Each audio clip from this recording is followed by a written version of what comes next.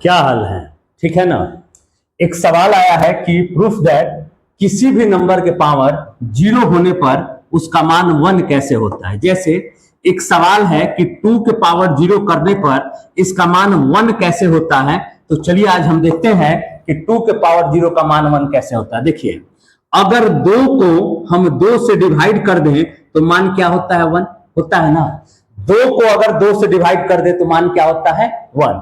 आपको पता है कि पावर में वन छिपा रहता है, तो दो के पावर वन इंटू, ये आप जानते हैं कि अगर वन बाई ए है और ए को ऊपर ले जाएंगे तो ए के पावर माइनस वन हो जाता है।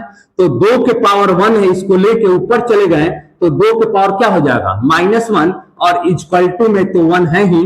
और आप इस बात को जानते हैं कि अगर बेस समान हो तो पावर पावर जोड़ दिया जाता है। बेस समान हो यानी a इंटू ए है तो a के power m plus n। Base समान है तो पावर पावर जोड़ देंगे यानी वन प्लस माइनस वन बराबर में वन।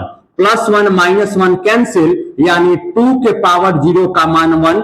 इसलिए कहा जाता है कि किसी भी संख्या के पावर जीरो हो मान क्या होता है? वन होता है। पांच के पावर जीरो मान वन, चार के पावर जीरो मान वन। किसी भी संख्या के पावर जीरो होने पर मान वन कैसे होता है, क्यों होता है, ये कारण हमने आपको समझा दिया और उम्मीद करते हैं कि ये आपको समझ में आ गया होगा। धन्यवाद।